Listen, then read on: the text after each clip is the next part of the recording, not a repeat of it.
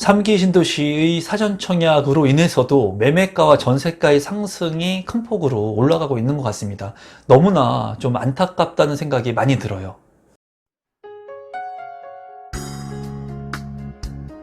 임성배 TV 보동과 텐데큰 현재 사전 청약이 진행 중에 있습니다. 제 영상을 통해서 많은 분들한테 기회가 되시는 분들, 여건이 되시는 분들은 3기 신도시 사전 청약을 신청을 하시라는 말씀을 제가 드렸는데요.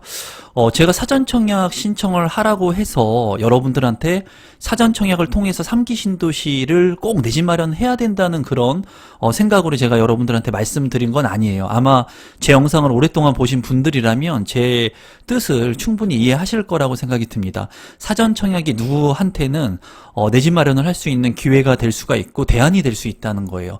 다만 여러분들께서 조건이 되시면, 그리고 기회가 되시면, 그리고 레버리지를 이용해서 내 집 마련을 빨리 하루라도 할 수 있으면 빨리 하는 것이 좋다는 게 제 지론이라는 것을 다시 한번 말씀을 드리겠습니다. 이 한국경제TV의 기사를 한번 살펴볼 건데요. 3기 신도시 사전 청약 특공, 그러니까 특별 공급의 경쟁률이 15.7대 1의 경쟁률이 나왔다고 합니다. 그리고 인천 계양의 84제곱미터, 3기 신도시 중에는 이제 제일 먼저 분양을 하는 인천 계양지구 같은 경우에 84제곱미터의 그 경쟁률이 239대 1의 경쟁률을 기록을 했다고 해요. 물론 84타입 같은 경우에는 그 분양 세대수가 많지가 않았습니다. 그래서 이 경쟁률이 많이 나왔는데 제가 보는 견해로는 그렇습니다. 지금 사전 청약 같은 경우에는 경쟁률이 그래도 낮게 나오는 거라고 생각을 해요. 본 청약이 되게 된다면 아마 더 많은 분들, 실제로 청약을 해가지고 이제 내 집 마련을 할 수 있는 기회가 오기 때문에 이 사전 청약이 아닌 본 청약이 가게 된다면 아마 경쟁률은 더욱더 치열할 것으로 보여요.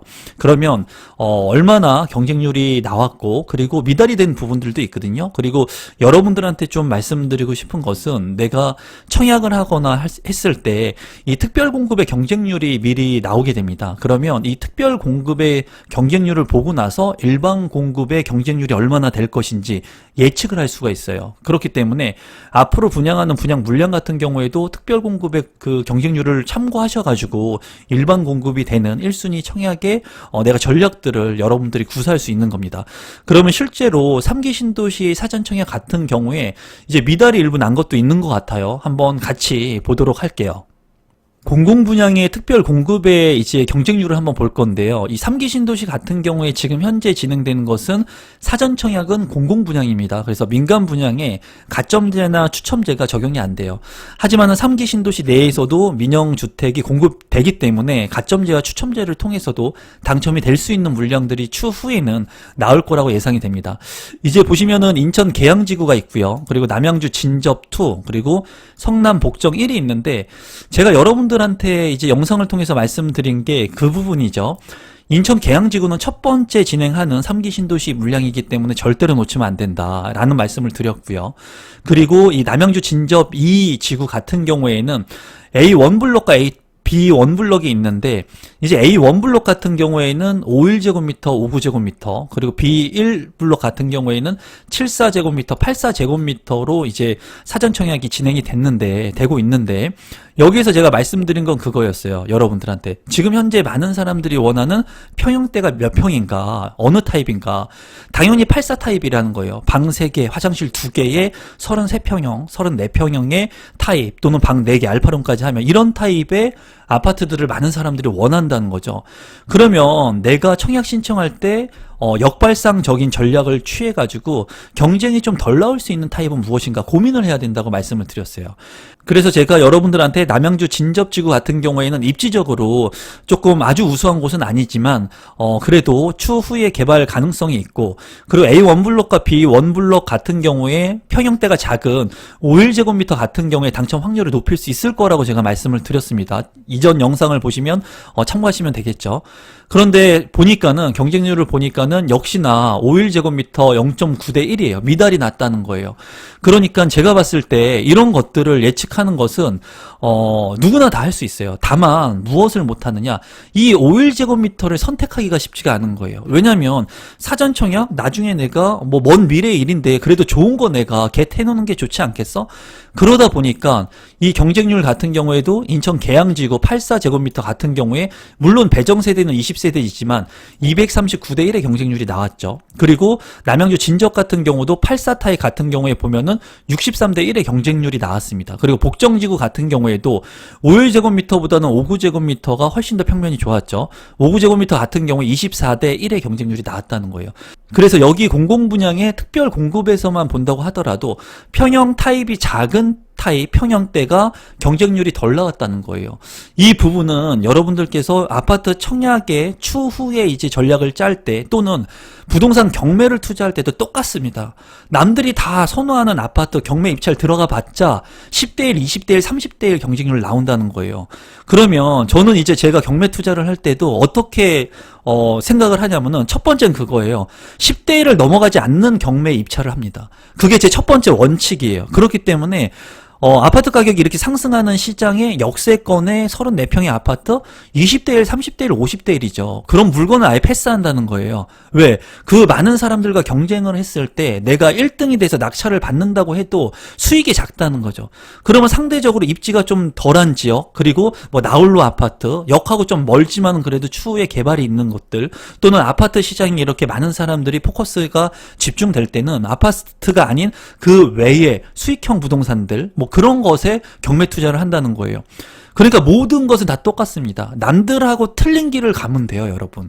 그래서 제가 여러분들한테, 우리 구독자분들한테 말씀드리고 싶은 것은 여기에서 보더라도 여러분들께서 생각할 것들이 많이 있으셔야 돼요. 첫 번째는 우선은 용기 있게 인천 계양지구에 청약 신청을 하시는 게 중요하고, 그리고 여기에서 세 가지 지구가 있었을 때 입지가 좋은 곳보다 조금 상대적으로 덜한 남양주 진접 2지구 같은 경우가 경쟁률이 확실히 덜하죠. 그렇기 때문에 당첨 확률을 높일 수가 있고, A1 블록과 B1 블록 같은 경우에도 평형대가 작은 평형 같은 경우에는 일부 미달이 났다는 겁니다. 아마 지금 이 미달이 난 0.9대 1, 이 0.9대 1의 청약 신청을 한 5일제곱미터 특별 공급 신청하신 분들은 아마 두려움에 떨고 계신 분들도 있을 거예요. 야, 다른 데는 230대 1이 나왔는데 경쟁률이 사전 청약 0.9대 1이 뭐냐. 그런데 중요한 건 여러분, 당첨되는 게 중요한 거고, 이 당첨되신 분들은 추후에 이 5일제곱미터의 남양주 진접지구에 갈 수 있는 티켓을 가지고 있는 겁니다. 이제 이게 5년이 됐던 10년이 됐던 본청약이 이제 진행이 되고 입주하는 시점이 올 겁니다, 분명히. 하지만은 내가 지금 이제 안정적인 내 집이라고 하는 마련할 수 있는 기회를 이제 가질 수 있는 당첨권을 가졌기 때문에 이제 앞으로 편안하게 내가 아파트 청약이라든가 다른 전략들을 구사할 수 있다는 거예요. 그래서 이제 일반 공급이 지금 진행되고 있는데 여러분들께서 이 자료를 보고 나서 여러분들께서 어떤 타입의 신청을 해야 내가 당첨 확률을 높일 수 있을지 한번 고민해 보셨으면 좋겠고, 그리고 다른 부동산 투자, 경매 모두 다 역발상 투자가 기본이 되는 겁니다. 그렇기 때문에 여러분들께서도 스스로 생각하면서 다른 사람들과 틀리게 내가 당첨될 수 있는, 그리고 주택을 구입할 수 있는 그런 부분들이 뭔가 한번 고민해 보셨으면 좋겠습니다. 신혼희망타운의 경쟁률도 간단히만 한번 살펴보도록 하겠습니다. 보면은 경쟁이 그렇게 아주 치열하지 않았다라는 것을 알 수가 있습니다, 여러분. 희망타운 같은 경우에는 10대 1의 경쟁률이 나오지 않았어요.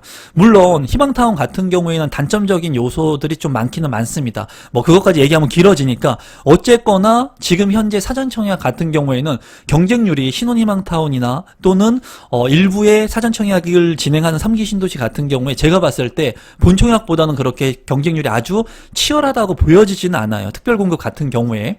그렇기 때문에 조건이 되시는 분들은 앞으로 남아있는 사전청약 같은 경우에도 관심을 갖고 청약을 신청해 보시고, 3기 신도시 뿐만이 아니라 여러분들한테 입지적 조건이 맞는 그런 가치가 있는 지역들은 청약 신청을 하셔서 또는 구축의 아파트를 통해서 내 집 마련을 하기 위해서 부단히 노력하시면 좋을 것 같습니다. 이제 오늘 본론적으로 제가 말씀드리고 싶은 것은 사전 청약에 대한 그런 부분들보다 이 부분을 좀 말씀드리고 싶었어요. 3기 신도시 사전 청약이 역효과로 확산되고 있다. 매매가와 전세가 상승을 대려 불붙이고 있다. 이 부분에 대해서는 저도 공감을 합니다. 그리고 사전청약 같은 경우에는 이제 사전 예약제의 형식이다 보니까 주택 공급이 되는 게 아니에요. 지금 현재. 다만 주택의 매수 심리를 어떻게 보면은 지금 현재 억제하는 효과를 보이고 있는 겁니다. 그렇기 때문에 어떤 현상이 이루어지게 되냐면 지금 현재 매매, 만약에 예를 들어서 지금 부동산 시장이 뜨겁고 가격이 상승하는 이런 시장에서 사전 청약이라도 통해 가지고 내가 아파트 당첨권을 가져야 되니까 지금 현재 있는 매매 물량들을 일부의 사람들은 사지 않는 거예요. 왜냐하면 무주택의 신분을 유지해야지 사전 청약 신청을 할 수가 있기 때문에 사전 청약의 추후에 올해의 3만 가구 그리고 2022년에 3만 가구의 사전청약에 신청하려고 하시는 분들은 현재의 이렇게 오르는 집값을 보면서 내 집 마련을 하지 않겠죠. 왜냐하면 무주택 기간은 계속 유지해야 되니까. 그리고 행여라도 당첨이 되신 분들은 그 유지 기간, 그 일정 기간을 거기에서 거주를 해야 되기 때문에 그 3기 신도시에 있는 그 지역의 전세 가격이 지금 현재 큰 폭으로 상승하고 있다는 거예요. 그래서 지금 현재 매매 억제에 대한 수요는 일부 3기 신도시 사전청약을 통해서 억제시킬 수 있겠지만 전세가의 가격 상승을 억제시키기에는 굉장히 힘들다는 거예요. 그래서 3기 신도시 사전청약이 진행되는 인근의 전세 가격은 큰 폭으로 올랐습니다. 이거는 제가 실제 체감을 하고도 있고요. 그리고 제가 현장에서 돌아다니면서 느끼는 건데 굉장히 큰 폭으로 전세가가 오르고 있어요. 물론 3기 신도시뿐만이 아니라 서울의 전세 가격이 지금 110주 연속 상승을 하고 있다고 합니다.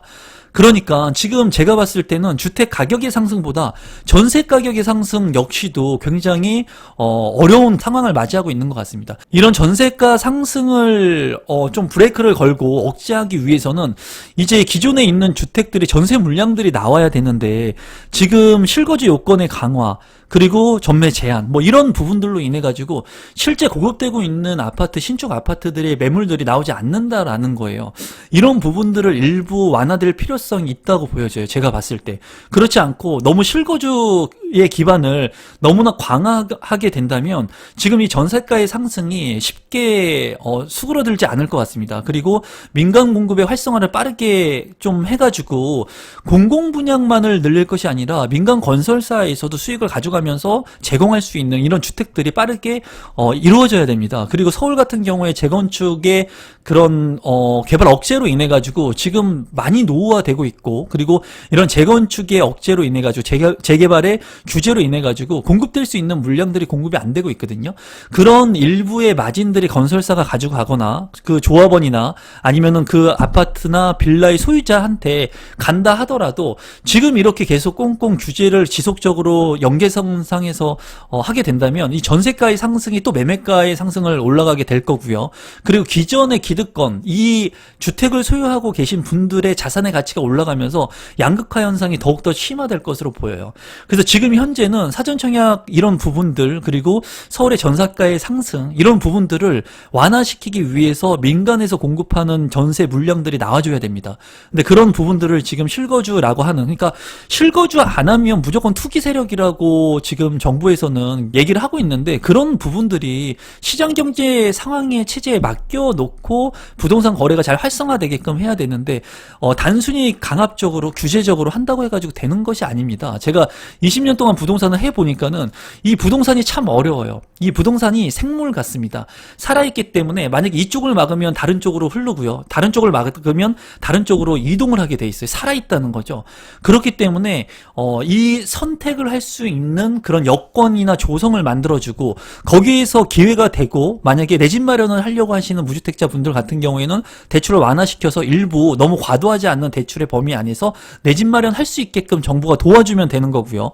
다주택자들 같은 경우에는 일부 그들이 주택을 매입해가지고 무주택 서민들한테 저렴하게 이런 전세를 줄 수 있게 정부에서 하지 못하는 것을 임대의 역할을 민간 건설사가 아닌 일부의 다주택자분들이 일부 해줄 수 있다면 그래서 전세 물량들을 싸게 해주고 그들은 세제 혜택들 같은 것들을 받을 수 있다면 무주택자분들이 다주택자분들의 그 전세 물량을 살면서 돈을 모아가지고 내 집 마련을 할 수 있는 거예요.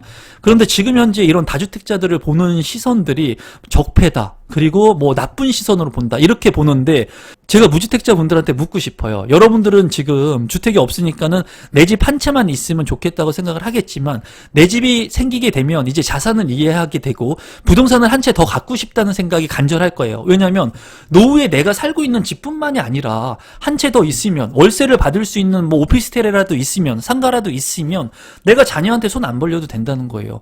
내 손자 손녀들 왔을 때 용돈 줄 수 있다는 거예요.